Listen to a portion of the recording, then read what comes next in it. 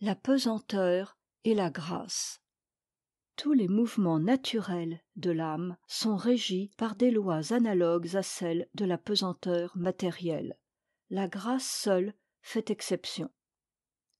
Il faut toujours s'attendre à ce que les choses se passent conformément à la pesanteur, sauf intervention du surnaturel. Deux forces règnent sur l'univers, lumière et pesanteur. Pesanteur. D'une manière générale, ce qu'on attend des autres est déterminé par les effets de la pesanteur en nous. Ce qu'on en reçoit est déterminé par les effets de la pesanteur en eux. Parfois cela coïncide, par hasard, souvent non. Pourquoi est-ce que dès qu'un être humain témoigne qu'il a peu ou beaucoup besoin d'un autre, celui-ci s'éloigne? Pesanteur. Lire Tragédie de la pesanteur. Tout ce qu'on nomme bassesse est un phénomène de pesanteur. D'ailleurs, le terme de bassesse l'indique. L'objet d'une action est le niveau de l'énergie qui l'alimente, chose distincte. Il faut faire telle chose. Mais où puiser l'énergie? Une action vertueuse peut abaisser s'il n'y a pas d'énergie disponible au même niveau. Le bas et le superficiel sont au même niveau. Il aime violemment mais bassement, phrase possible. Il aime profondément mais bassement, phrase impossible. S'il est vrai que la même souffrance est bien plus difficile à supporter par un motif élevé que par un motif bas, les gens qui restaient debout, immobiles, de 1 à 8 heures du matin pour avoir un œuf, l'auraient très difficilement fait pour sauver une vie humaine. Une vertu basse est peut-être à certains égards mieux à l'épreuve des difficultés, des tentations et des malheurs qu'une vertu élevée. Soldat de Napoléon. De là l'usage de la cruauté pour maintenir ou relever le moral des soldats. Ne pas l'oublier par rapport à la défaillance. C'est un cas particulier de la loi qui met généralement la force du côté de la bassesse. La pesanteur en est comme un symbole. Queues alimentaires. Une même action est plus facile si le mobile est bas que s'il est élevé. Les mobiles bas enferment plus d'énergie que les mobiles élevés. Problème. Comment transférer aux mobiles élevés l'énergie dévolue aux mobiles bas? Ne pas oublier qu'à certains moments de mes maux de tête, quand la crise montait, j'avais un désir intense de faire souffrir un autre être humain, en le frappant précisément au même endroit du front. Désirs analogues, très fréquents parmi les hommes. Plusieurs fois dans cet état, j'ai cédé du moins à la tentation de dire des mots blessants. Obéissance à la pesanteur, le plus grand péché. On corrompt ainsi la fonction du langage qui est d'exprimer les rapports des choses. Attitude de supplication. Nécessairement, je dois me tourner vers autre chose que moi-même, puisqu'il s'agit d'être délivré de soi-même. Tenter cette délivrance au moyen de ma propre énergie, ce serait comme une vache qui tire sur l'entrave et tombe ainsi à genoux. Alors on libère en soi de l'énergie par une violence qui en dégrade davantage. Compensation au sens de la thermodynamique, cercle infernal dont on ne peut être délivré que d'en haut. L'homme a la source de l'énergie morale à l'extérieur, comme de l'énergie physique, pourriture, respiration. Il la trouve généralement, et c'est pourquoi il a l'illusion, comme au physique, que son être porte en soi le principe de sa conservation. La privation seule fait sentir le besoin. Et en cas de privation, il ne peut pas s'empêcher de se tourner vers n'importe quoi de comestible. Un seul remède à cela, une chlorophylle permettant de se nourrir de lumière. Ne pas juger, toutes les fautes sont égales. Il n'y a qu'une faute, ne pas avoir la capacité de se nourrir de lumière, car cette capacité étant abolie, toutes les fautes sont possibles. Ma nourriture est de faire la volonté de celui qui m'envoie. Nul autre bien que cette capacité. Descendre d'un mouvement où la pesanteur n'a aucune part. La pesanteur fait descendre, l'aile fait monter. Quelle aile, à la deuxième puissance, peut faire descendre sans pesanteur? La création est faite du mouvement descendant de la pesanteur, du mouvement ascendant de la grâce. et du mouvement descendant de la grâce à la deuxième puissance. La grâce, c'est la loi du mouvement descendant. S'abaisser, c'est monter à l'égard de la pesanteur morale. La pesanteur morale nous fait tomber vers le haut. Un malheur trop grand met un être humain au-dessous de la pitié. Dégoût, horreur et mépris. La pitié descend jusqu'à un certain niveau et non au-dessous. Comment la charité fait-elle pour descendre au-dessous? Vide et compensation. Mécanique humaine. Quiconque souffre cherche à communiquer sa souffrance, soit en maltraitant, soit en provoquant la pitié, afin de la diminuer. Il la diminue vraiment ainsi. Celui qui est tout en bas, que personne ne plaint, qui n'a le pouvoir de maltraiter personne, s'il n'a pas d'enfant ou d'être qu'il aime, sa souffrance reste en lui et l'empoisonne. Cela est impérieux comme la pesanteur. Comment s'en délivre-t-on? Comment se délivre-t-on de ce qui est comme la pesanteur?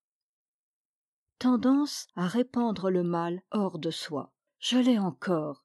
Les êtres et les choses ne me sont pas assez sacrés. Puissais-je ne rien souiller quand je serais entièrement transformé en boue? Ne rien souiller même dans ma pensée. Même dans les pires moments, je ne détruirais pas une statue grecque ou une fresque de Giotto. Pourquoi donc autre chose? Pourquoi par exemple un instant de la vie d'un être humain qui pourrait être un instant heureux? Impossible de pardonner à qui nous a fait du mal, si ce mal nous abaisse. Il faut penser qu'il ne nous a pas abaissés, mais a révélé notre vrai niveau.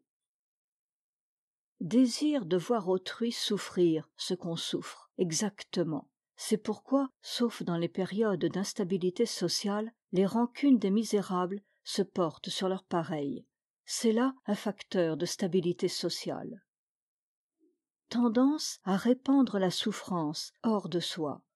Si, par excès de faiblesse, on ne peut ni provoquer la pitié, ni faire du mal à autrui, on fait du mal à la représentation de l'univers en soi. Toute chose belle et bonne est alors comme une injure.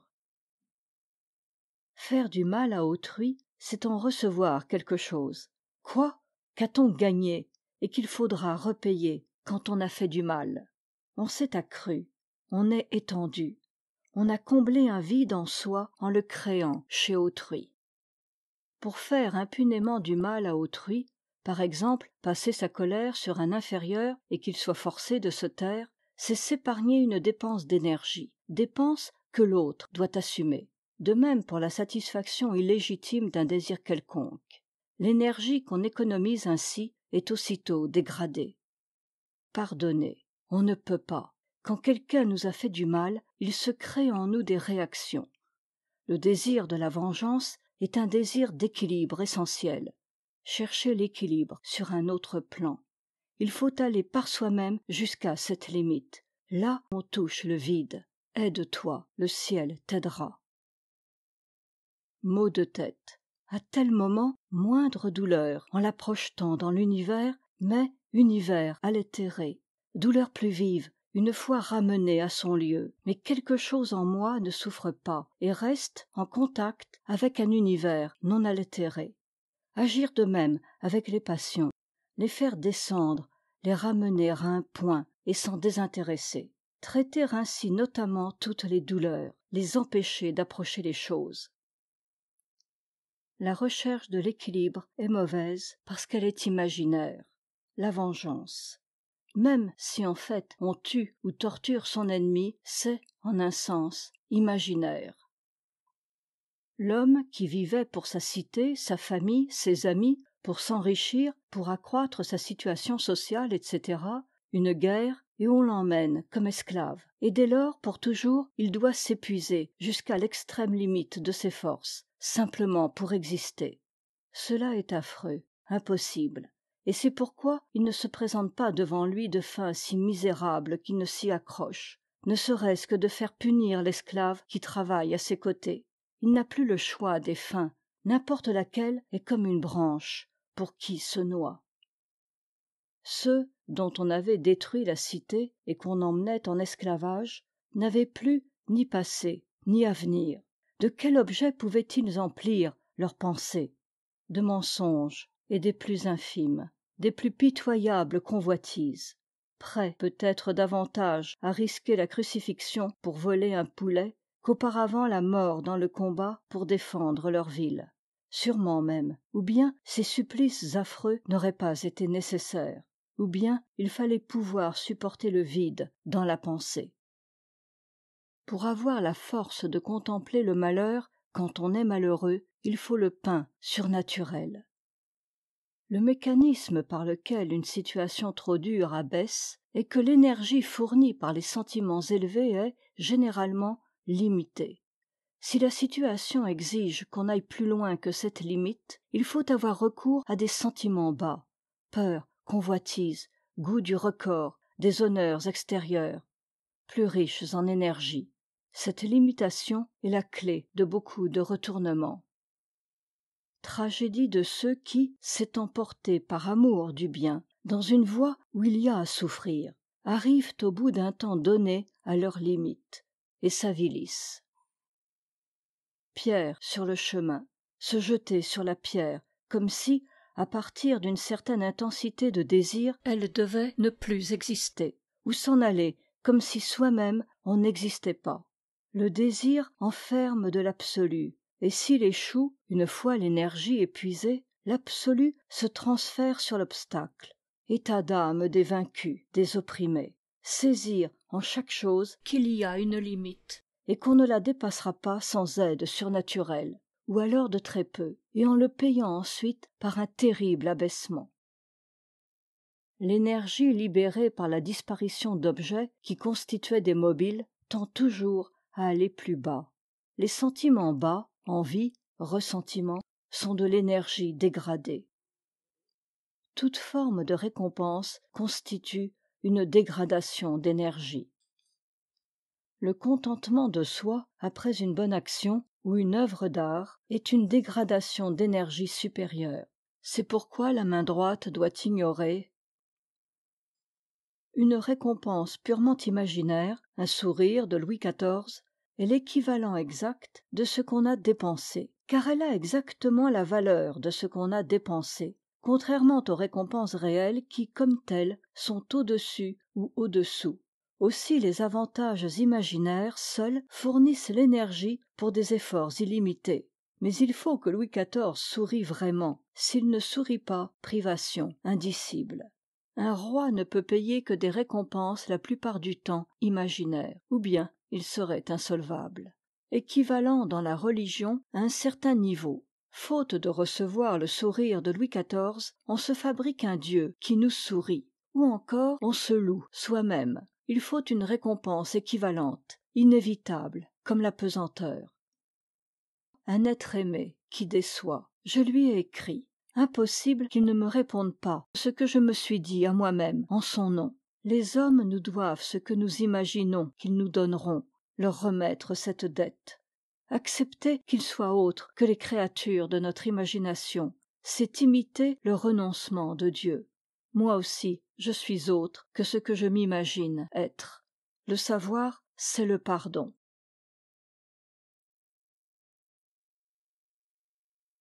Accepter le vide.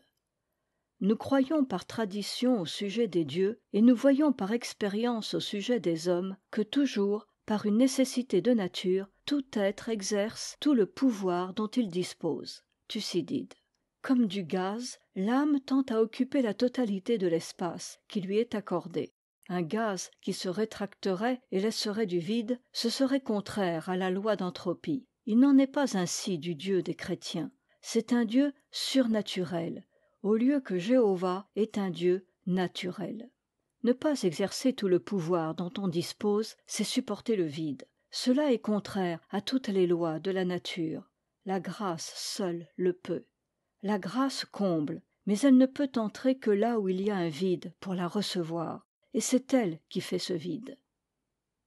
Nécessité d'une récompense, de recevoir l'équivalent de ce qu'on donne. Mais si, faisant violence à cette nécessité, on laisse un vide, il se produit comme un appel d'air, et une récompense surnaturelle survient. Elle ne vient pas si on a un autre salaire. ce vide la fait venir. De même pour la remise des dettes, ce qui ne concerne pas seulement le mal que les autres nous ont fait, mais le bien qu'on leur a fait, là encore on accepte un vide en soi-même. Accepter un vide en soi-même, cela est surnaturel. Où trouver l'énergie pour un acte sans contrepartie? L'énergie doit venir d'ailleurs. Mais pourtant il faut d'abord un arrachement, quelque chose de désespéré, que d'abord un vide se produise. Vide, nuit obscure. L'admiration, la pitié, le mélange des deux surtout, apportent une énergie réelle. Mais il faut s'en passer. Il faut être un temps sans récompense, naturel ou surnaturel. Il faut une représentation du monde où il y ait du vide, afin que le monde ait besoin de Dieu. Cela suppose le mal. Aimer la vérité signifie supporter le vide, et par suite accepter la mort. La vérité est du côté de la mort. L'homme n'échappe aux lois de ce monde que la durée d'un éclair, instant d'arrêt, de contemplation, d'intuition pure, de vide mental, d'acceptation du vide moral. C'est par ces instants qu'il est capable de surnaturel. Qui supporte un moment le vide, ou reçoit le pain surnaturel, ou tombe. Risque terrible, mais il faut le courir, et même un moment sans espérance, mais il ne faut pas s'y jeter.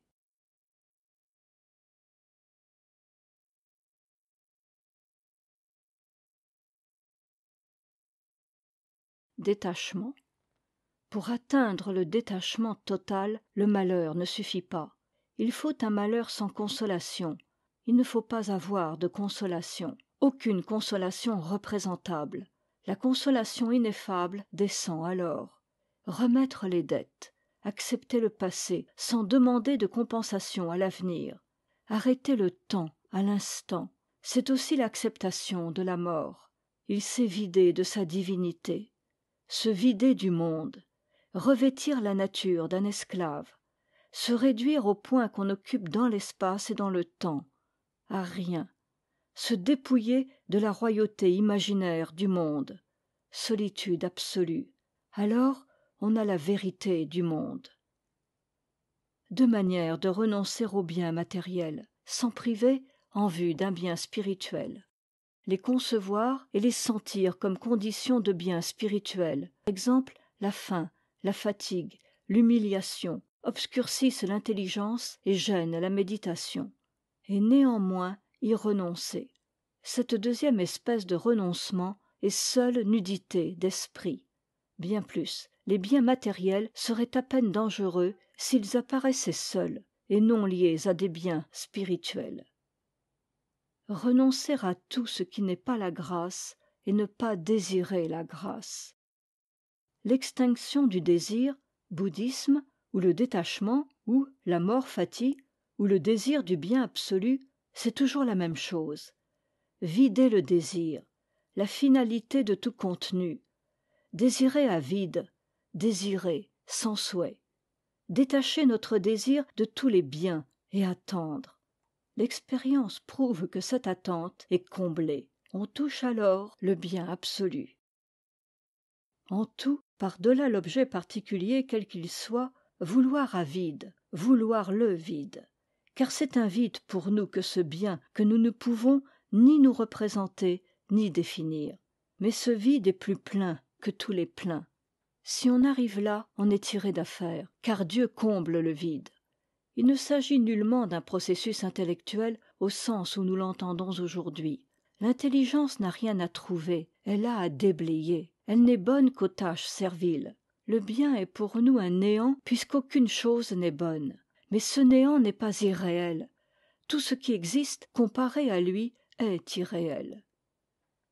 Écarter les croyances combleuses de vide, adoucisseuses des amertumes, celles à l'immortalité, celles à l'utilité des péchés, etiam peccata, celles à l'ordre providentiel des événements, bref, les consolations qu'on cherche ordinairement dans la religion.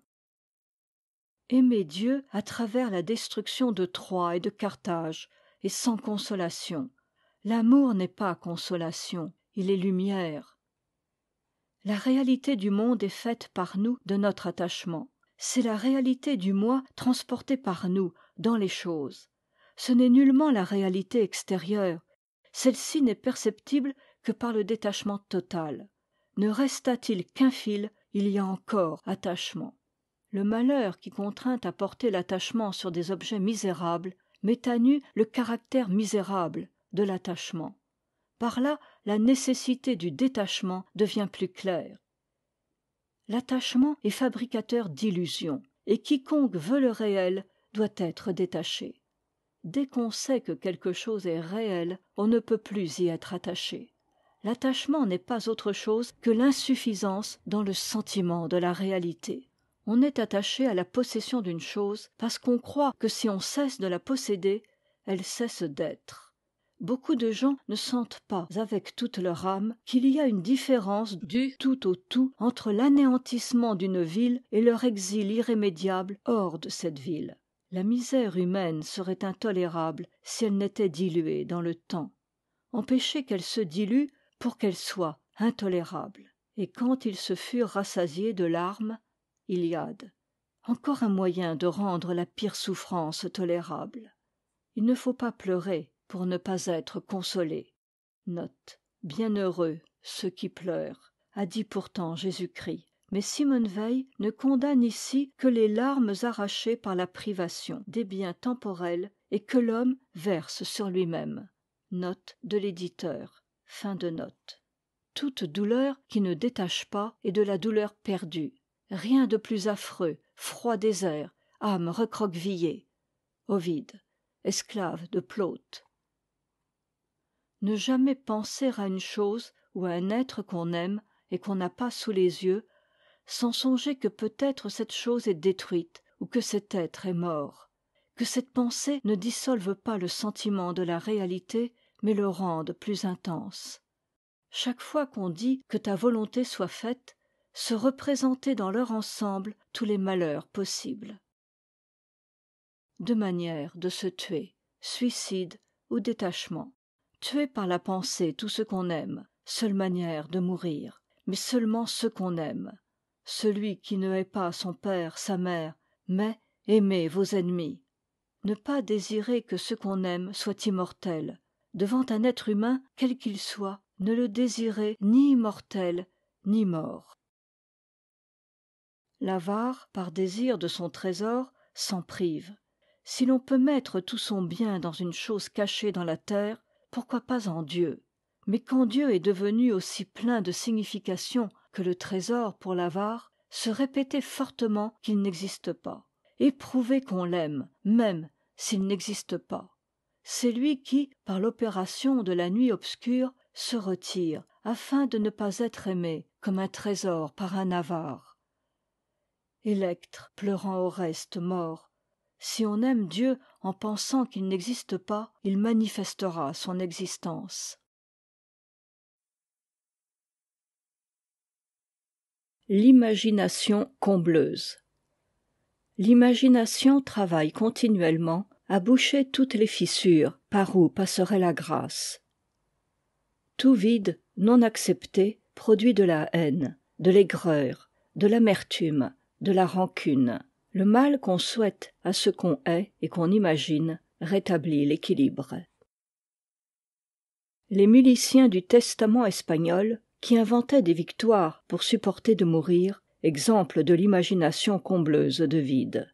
Quoiqu'on ne doive rien gagner à la victoire, on supporte de mourir pour une cause qui sera victorieuse, non pour une cause qui sera vaincue. Pour quelque chose d'absolument dénué de force, ce serait surhumain, disciple du Christ. La pensée de la mort appelle un contrepoids, et ce contrepoids, la grâce mise à part, ne peut être qu'un mensonge.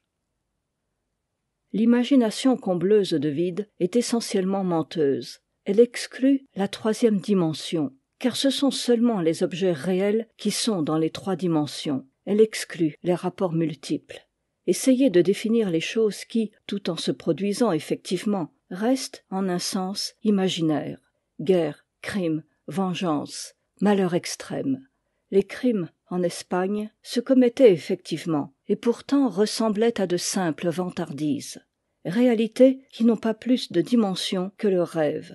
Dans le mal comme dans le rêve, il n'y a pas de lecture multiple. Note sur le sens de ce mot dans le vocabulaire de Simone Weil, Confère, page 176. Fin de note. D'où la simplicité des criminels. Crime plat comme des rêves des deux côtés, côté du bourreau et côté de la victime. Quoi de plus affreux que de mourir dans un cauchemar? Compensation. Marius imaginait la vengeance future. Napoléon songeait à la postérité. Guillaume II désirait une tasse de thé.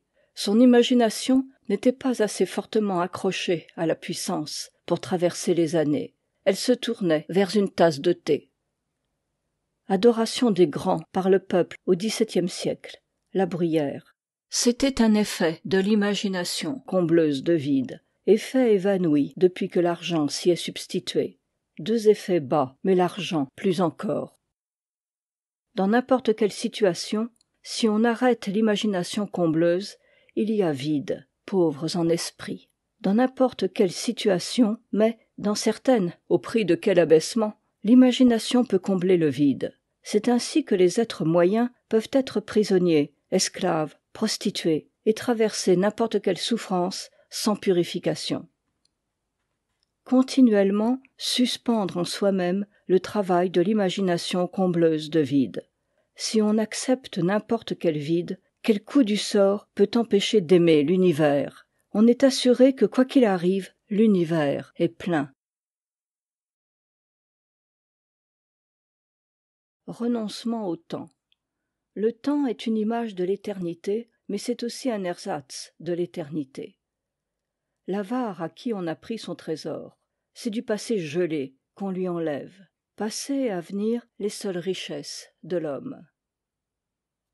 Avenir combleur de vide. Parfois aussi, le passé joue ce rôle. J'étais, j'ai fait. Dans d'autres cas, le malheur rend la pensée du bonheur intolérable. Il prive alors le malheureux de son passé. Nessum magior dolore. Le passé et l'avenir entravent l'effet salutaire de malheur en fournissant un champ illimité pour des élévations imaginaires.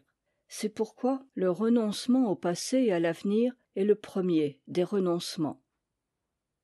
Le présent ne reçoit pas la finalité, l'avenir non plus, car il est seulement ce qui sera présent. Mais on ne le sait pas. Si on porte sur le présent la pointe de ce désir en nous qui correspond à la finalité, elle perce à travers jusqu'à l'éternel. C'est là l'usage du désespoir qui détourne de l'avenir. Quand on est déçu par un plaisir qu'on attendait et qui vient, la cause de la déception, c'est qu'on attendait de l'avenir. Et une fois qu'il est là, c'est du présent. Il faudrait que l'avenir fût là sans cesser d'être l'avenir.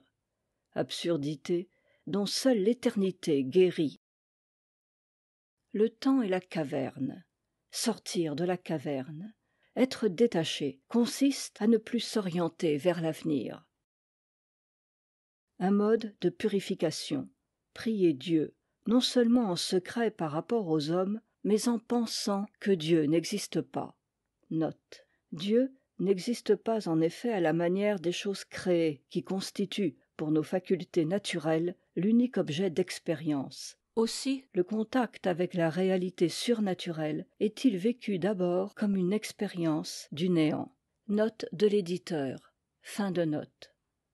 Piété à l'égard des morts. Tout faire pour ce qui n'existe pas.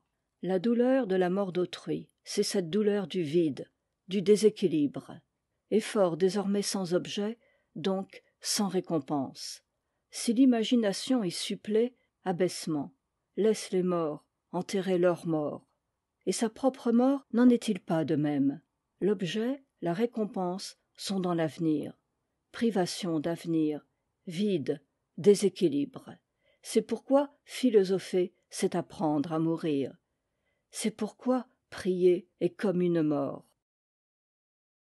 Quand la douleur et l'épuisement arrivent au point de faire naître dans l'âme le sentiment de la perpétuité, en contemplant cette perpétuité avec acceptation et amour, on est arraché jusqu'à l'éternité.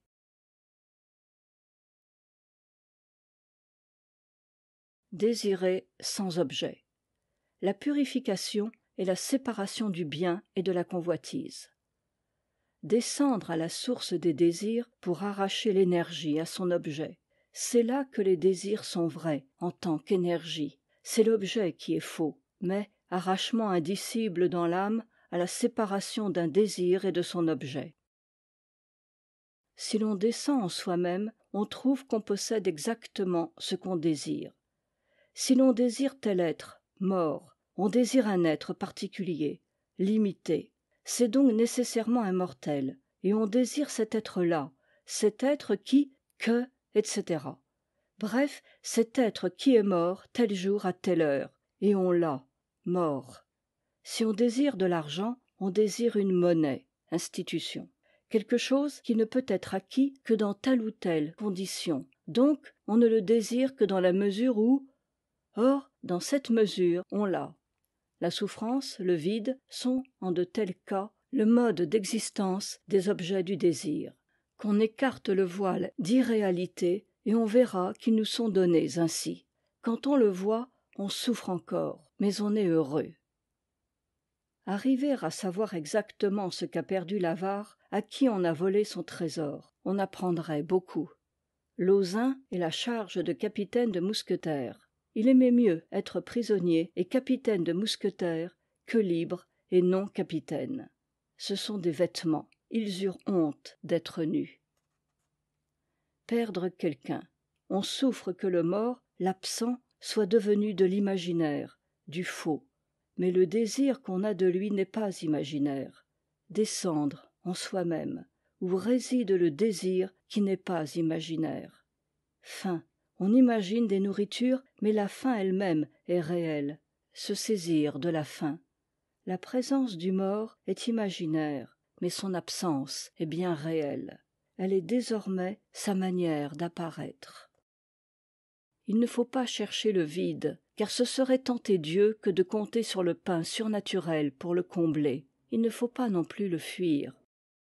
Le vide est la plénitude suprême, mais l'homme n'a pas le droit de le savoir. La preuve est que le Christ lui-même l'a ignoré complètement un moment. Une partie de moi doit le savoir, mais les autres non, car si elles le savaient à leur basse manière, il n'y aurait plus de vide. Le Christ a eu toute la misère humaine, sauf le péché. Mais il a eu tout ce qui rend l'homme capable de pécher. Ce qui rend l'homme capable de pécher, c'est le vide. Tous les péchés sont des tentatives pour combler des vides. Ainsi ma vie pleine de souillures est proche de la sienne, parfaitement pure, et de même pour les vies beaucoup plus basses. Si bas que je tombe, je ne m'éloignerai pas beaucoup de lui. Mais cela, si je tombe, je ne pourrai plus le savoir. Poignée de main d'un ami revu après une longue absence. Je ne remarque même pas si c'est pour le sens du toucher un plaisir ou une douleur.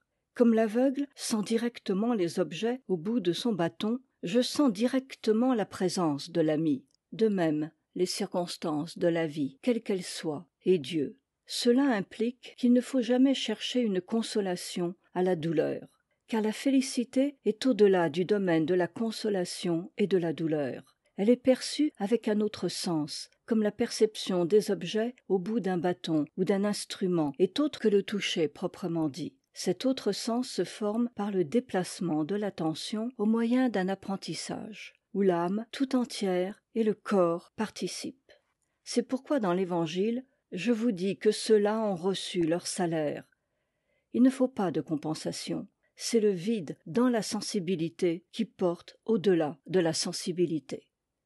Reniement de saint Pierre. Dire au Christ « Je te resterai fidèle », c'est déjà le renier, car c'était supposer en soi et non dans la grâce la source de la fidélité. Heureusement, comme il était élu, ce reniement est devenu manifeste pour tous et pour lui. Chez combien d'autres de telles vantardises s'accomplissent? Ils ne comprennent jamais. Il était difficile d'être fidèle au Christ. C'était une fidélité avide. Bien plus facile d'être fidèle jusqu'à la mort à Napoléon, bien plus facile pour les martyrs plus tard d'être fidèles, car il y avait déjà à l'Église une force avec des promesses temporelles. On meurt pour ce qui est fort, non pour ce qui est faible, ou du moins pour ce qui, étant momentanément faible, garde une auréole de force. La fidélité à Napoléon, à Sainte-Hélène, n'était pas une fidélité avide. Mourir pour ce qui est fort fait perdre à la mort son amertume, et en même temps tout son prix.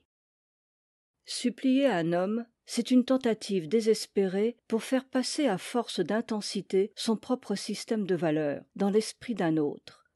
Supplier Dieu, c'est le contraire, tentative pour faire passer les valeurs divines dans sa propre âme. Loin de penser le plus intensément qu'on peut les valeurs auxquelles on est attaché, c'est un vide intérieur. Le moi. Nous ne possédons rien au monde, car le hasard peut tout nous ôter, sinon le pouvoir de dire je. C'est cela qu'il faut donner à Dieu, c'est-à-dire détruire. Il n'y a absolument aucun autre acte libre qui nous soit permis, sinon la destruction du je. Offrande. On ne peut pas offrir autre chose que le je. Et tout ce qu'on nomme offrande n'est pas autre chose qu'une étiquette posée sur une revanche du je. Rien au monde ne peut nous enlever le pouvoir de dire je. Rien, sauf l'extrême malheur. Rien n'est pire que l'extrême malheur qui du dehors détruit le je, puisque dès lors on ne peut plus le détruire soi-même. Qu'arrive-t-il à ceux dont le malheur a détruit du dehors le je? On ne peut se représenter pour eux que l'anéantissement à la manière de la conception athée ou matérialiste. Qu'ils aient perdu le je, cela ne veut pas dire qu'il n'ait plus d'égoïsme.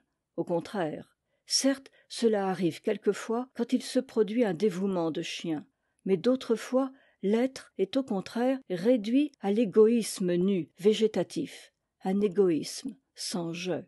Pour peu qu'on ait commencé le processus de destruction du je, on peut empêcher qu'aucun malheur fasse du mal, car le je n'est pas détruit par la pression extérieure sans une extrême révolte. Si on se refuse à cette révolte par amour pour Dieu, alors la destruction du je ne se produit pas du dehors, mais du dedans. Douleur rédemptrice. Quand l'être humain est dans l'état de perfection, quand, par le secours de la grâce, il a complètement détruit en lui-même le je, alors il tombe au degré de malheur qui correspondrait pour lui à la destruction du je par l'extérieur. C'est là la plénitude de la croix. Le malheur ne peut plus en lui détruire le je, car le je en lui n'existe plus, ayant entièrement disparu et laissé la place à Dieu. Mais le malheur produit un effet équivalent sur le plan de la perfection, à la destruction extérieure du je. Il produit l'absence de Dieu. Mon Dieu, pourquoi m'as-tu abandonné? Qu'est-ce que cette absence de Dieu produite par l'extrême malheur dans l'âme parfaite? Quelle est cette valeur qui y est attachée et qu'on nomme douleur rédemptrice? La douleur rédemptrice est ce par quoi le mal a réellement la plénitude de l'être, dans toute la mesure où il peut la recevoir. Par la douleur rédemptrice, Dieu est présent dans le mal extrême, car l'absence de Dieu est le mode de présence divine qui correspond au mal, l'absence ressentie. Celui qui n'a pas Dieu en lui ne peut pas en ressentir l'absence. C'est la pureté, la perfection, la plénitude, l'abîme du mal, tandis que l'enfer est un faux abîme, confère Thibon. L'enfer est superficiel. L'enfer est du néant, qui a la prétention et donne l'illusion d'être. La destruction purement extérieure du je est douleur quasi infernale.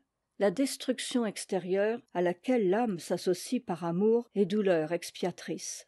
La production d'absence de Dieu dans l'âme complètement vidée d'elle-même par amour est douleur rédemptrice.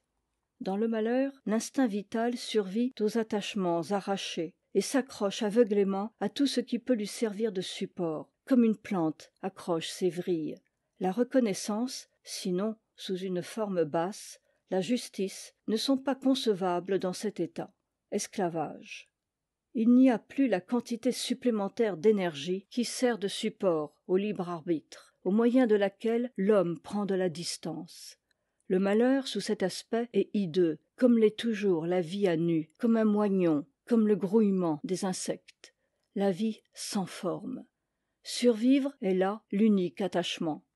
C'est là que commence l'extrême malheur, quand tous les attachements sont remplacés par celui de survivre. L'attachement apparaît là, à nu, sans autre objet que soi-même. Enfer. C'est par ce mécanisme que rien ne semble plus doux aux malheureux que la vie. alors même que leur vie n'est en rien préférable à la mort. Dans cette situation, accepter la mort, c'est le détachement total. Quasi-enfer sur terre, le déracinement extrême dans le malheur. L'injustice humaine fabrique généralement non pas des martyrs, mais des quasi-damnés. Les êtres tombés dans le quasi-enfer sont comme l'homme dépouillé et blessé par des voleurs. Ils ont perdu le vêtement du caractère. La plus grande souffrance qui laisse subsister des racines est encore à une distance infinie du quasi-enfer. Quand on rend service à des êtres ainsi déracinés, et qu'on reçoit en échange des mauvais procédés, de l'ingratitude, de la trahison, on subit simplement une faible part de leur malheur. On a le devoir de s'y exposer, dans une mesure limitée, comme on a le pouvoir de s'exposer au malheur. Quand cela se produit, on doit le supporter, comme on supporte le malheur, sans rattacher cela à des personnes déterminées, car cela ne s'y rattache pas. Il y a quelque chose d'impersonnel dans le malheur quasi infernal comme dans la perfection. Pour ceux dont le jeu est mort, on ne peut rien faire, absolument rien. Mais on ne sait jamais si, chez un être humain déterminé, le jeu est tout à fait mort, ou seulement inanimé. S'il n'est pas tout à fait mort, l'amour peut le ranimer, comme par une piqûre, mais seulement l'amour tout à fait pur, sans la moindre trace de condescendance, car la moindre nuance de mépris précipite vers la mort. Quand le jeu est blessé du dehors, il a d'abord la révolte la plus extrême, la plus amère, comme un animal qui se débat. Mais dès que le jeu est à moitié mort, il désire être achevé et se laisse aller à l'évanouissement. Si alors une touche d'amour le réveille, c'est une douleur extrême, et qui produit la colère, et parfois la haine, contre celui qui a provoqué cette douleur. De là, chez les êtres déchus, ces réactions en apparence inexplicables de vengeance contre le bienfaiteur. Il arrive aussi que chez le bienfaiteur, l'amour ne soit pas pur. Alors le jeu, réveillé par l'amour recevant aussitôt une nouvelle blessure par le mépris, il surgit la haine, la plus amère, haine légitime. Celui chez qui le jeu est tout à fait mort, au contraire, n'est aucunement gêné par l'amour qu'on lui témoigne. Il se laisse faire comme les chiens et les chats qui reçoivent de la nourriture, de la chaleur et des caresses, et, comme eux, il est avide d'en recevoir le plus possible. Selon les cas, il s'attache comme un chien, ou se laisse faire avec une espèce d'indifférence comme un chat. Il boit, sans le moindre scrupule, toute l'énergie de quiconque s'occupe de lui. Par malheur, toute œuvre charitable risque d'avoir comme client une majorité de gens sans scrupules, ou surtout des êtres dont le jeu est tué. Le jeu est d'autant plus vite tué que celui qui subit le malheur a un caractère plus faible. Plus exactement, le malheur limite. Le malheur destructeur du jeu se situe plus ou moins loin, suivant la trempe du caractère, et plus il se situe loin, plus on dit que le caractère est fort. La situation plus ou moins éloignée de cette limite est probablement un fait de nature, comme la facilité pour les mathématiques. Et celui qui, n'ayant aucune foi, est fier d'avoir gardé un bon moral dans des circonstances difficiles, n'a pas plus raison que l'adolescent qui s'enorgueillit d'avoir de la facilité pour les mathématiques. Celui qui croit en Dieu court le danger d'une illusion plus grande encore, à savoir d'attribuer à la grâce ce qui est simplement un effet de nature essentiellement mécanique.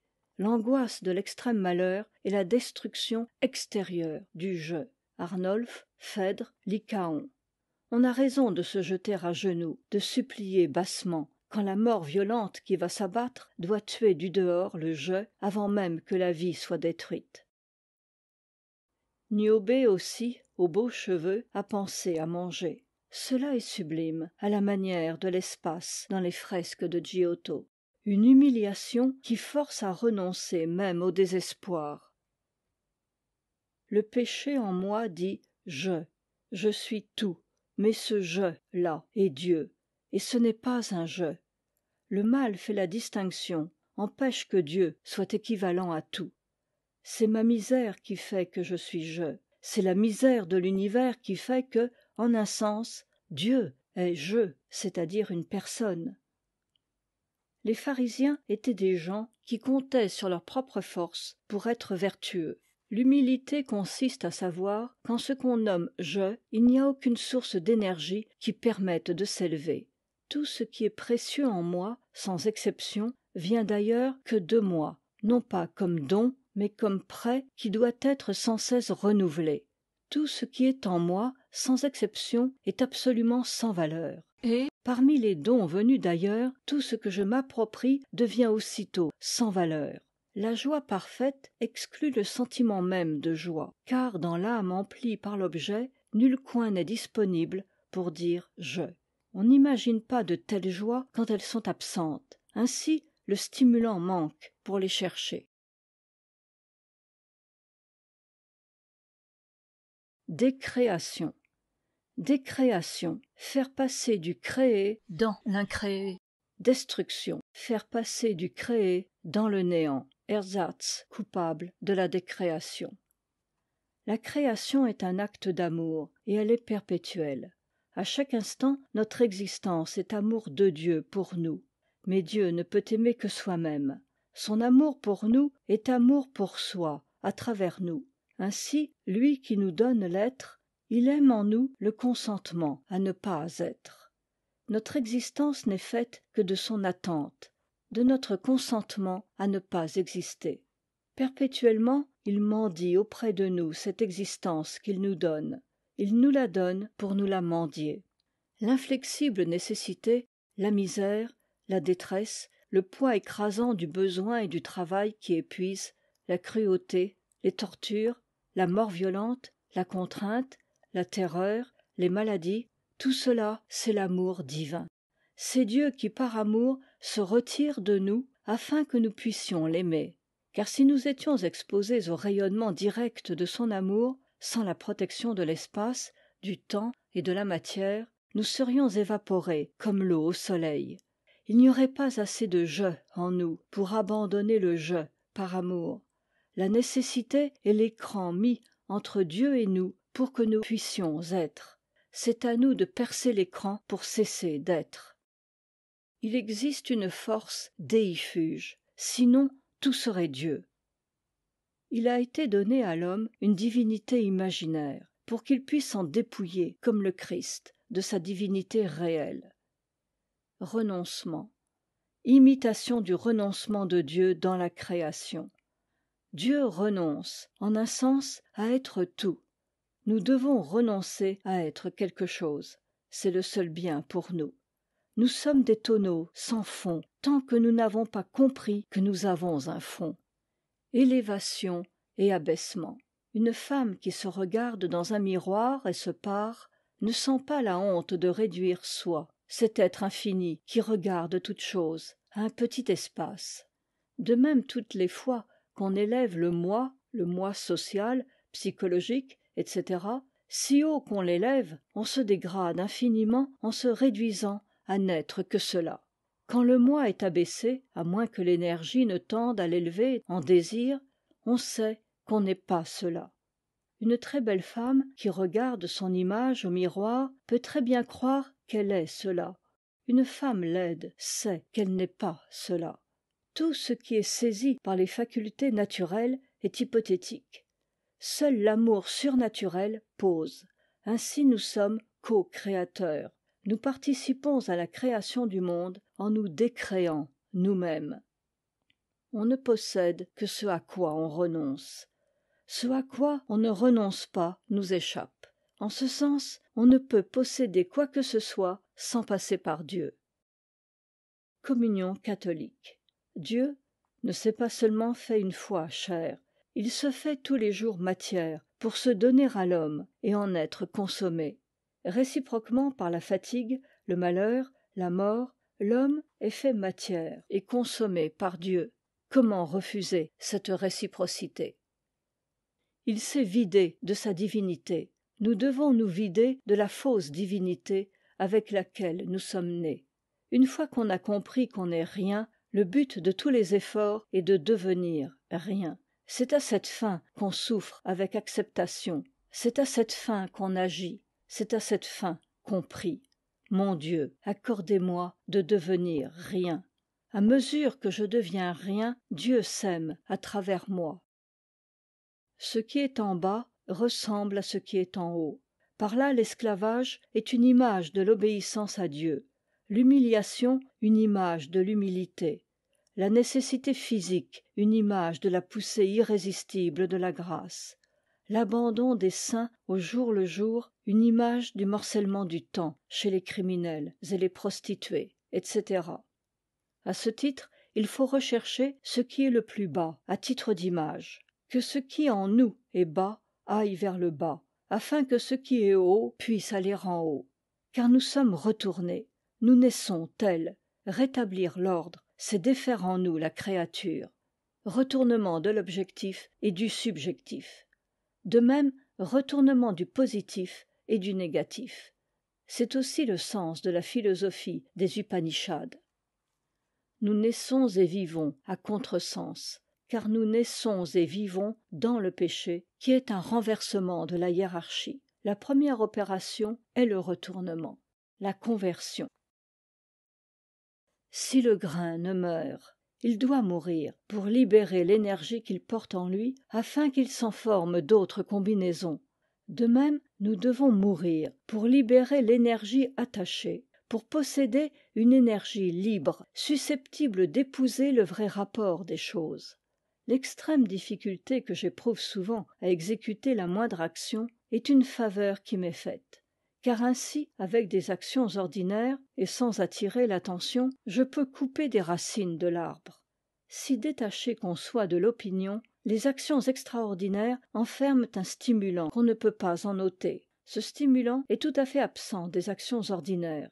Trouver une difficulté extraordinaire à faire une action ordinaire est une faveur dont il faut être reconnaissant. Il ne faut pas demander la disparition de cette difficulté, il faut implorer la grâce d'en faire usage. D'une manière générale, ne souhaitez la disparition d'aucune de ces misères, mais la grâce qui les transfigure. Les souffrances physiques et les privations sont souvent pour les hommes courageux une épreuve d'endurance et de force d'âme, mais il en est un meilleur usage. Quel ne soit donc pas cela pour moi, qu'elle soit un témoignage sensible de la misère humaine, que je les subisse d'une manière entièrement passive. Quoi qu'il arrive, comment pourrais-je jamais trouver le malheur trop grand, puisque la morsure du malheur et l'abaissement auquel il condamne permettent la connaissance de la misère humaine, connaissance qui est la porte de toute sagesse. Mais le plaisir, le bonheur, la prospérité, si on sait y reconnaître ce qui vient du dehors, du hasard, des circonstances, etc., témoignent aussi de la misère humaine. En faire aussi cet usage, et même la grâce en tant que phénomène sensible. Être rien pour être à sa vraie place, dans le tout. Le renoncement exige qu'on passe par des angoisses équivalentes à celles que causerait en réalité la perte de tous les êtres chers et de tous les biens, y compris les facultés et acquisitions dans l'ordre de l'intelligence et du caractère, les opinions et les croyances sur ce qui est bien et ce qui est stable, etc. Et tout cela, il ne faut pas se l'ôter soi-même, mais le perdre, comme Job. Mais l'énergie, ainsi coupée de son objet, ne doit pas être gaspillée en oscillations, dégradée. L'angoisse doit donc être plus grande encore que dans le malheur réel. Elle ne doit pas être morcelée au long du temps, ni dirigée vers une espérance. Quand la passion de l'amour va jusqu'à l'énergie végétative, alors on a des cas comme Phèdre, Arnolphe, etc. Et je sens là-dedans qu'il faudra que je crève. Hippolyte est vraiment plus nécessaire à la vie de Phèdre au sens le plus littéral que la nourriture. Pour que l'amour de Dieu pénètre aussi bas, il faut que la nature ait subi la dernière violence. Job, croix. L'amour de Phèdre, d'Arnolphe, est impur. Un amour qui descendrait aussi bas et qui serait pur, devenir rien jusqu'au niveau végétatif. C'est alors que Dieu devient du pain. Si nous nous considérons à un moment déterminé, l'instant présent, coupé du passé et de l'avenir, nous sommes innocents. Nous ne pouvons être à cet instant que ce que nous sommes. Tout progrès implique une durée. Il est dans l'ordre du monde, à cet instant, que nous soyons tels. Isoler ainsi un instant implique le pardon, mais cet isolement est détachement. Il n'y a que deux instants de nudité et de pureté parfaite dans la vie humaine, la naissance et la mort. On ne peut adorer Dieu sous la forme humaine sans souiller la divinité que comme nouveau-né et comme agonisant. Mort, état instantané, sans passé ni avenir, indispensable pour l'accès à l'éternité. Si on trouve la plénitude de la joie dans la pensée que Dieu est, il faut trouver la même plénitude dans la connaissance que soi-même on n'est pas, car c'est la même pensée, et cette connaissance n'est étendue à la sensibilité que par la souffrance et la mort. Joie en Dieu. Il y a réellement joie parfaite et infinie en Dieu. Ma participation ne peut rien ajouter. Ma non-participation rien ôter à la réalité de cette joie parfaite et infinie. Dès lors, quelle importance que je doive y avoir part ou non, une importance nulle. Ceux qui désirent leur salut ne croient pas vraiment à la réalité de la joie en Dieu. La croyance à l'immortalité est nuisible, parce qu'il n'est pas en notre pouvoir de nous représenter l'âme comme vraiment incorporelle. Ainsi cette croyance est en fait croyance au prolongement de la vie, et elle ôte l'usage de la mort. Présence de Dieu. Cela doit s'entendre de deux façons. Pour autant qu'il est créateur, Dieu est présent en toute chose qui existe, dès lors qu'elle existe.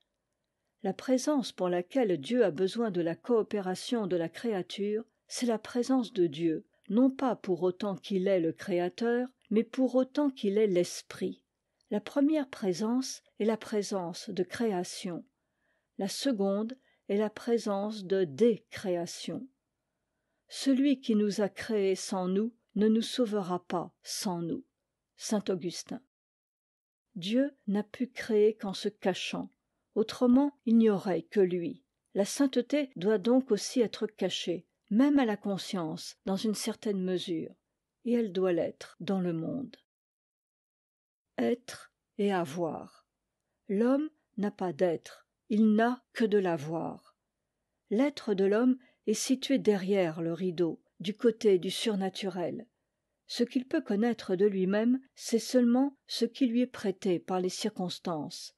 Je est caché pour moi et pour autrui. Il est du côté de Dieu. Il est en Dieu. Il est Dieu. Être orgueilleux, c'est oublier qu'on est Dieu. Le rideau, c'est la misère humaine. Il y avait un rideau même pour le Christ. Job. Satan à Dieu. T'aime-t-il gratuitement? Il s'agit du niveau de l'amour. L'amour est-il situé au niveau des brebis, des champs de blé, des nombreux enfants, ou plus loin, dans la troisième dimension, derrière? Si profond que soit cet amour, il y a un moment de rupture, où il succombe.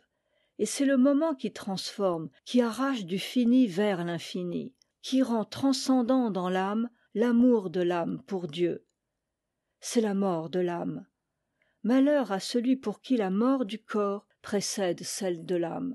L'âme, qui n'est pas pleine d'amour, meurt d'une mauvaise mort. Pourquoi faut-il qu'une telle mort tombe indistinctement? Il le faut bien. Il faut que tout tombe indistinctement. L'apparence colle à l'être, et seule la douleur peut les arracher l'un de l'autre. Quiconque a l'être ne peut avoir l'apparence. L'apparence enchaîne l'être. Le cours du temps arrache le paraître de l'être et l'être du paraître par violence. Le temps manifeste qu'il n'est pas l'éternité.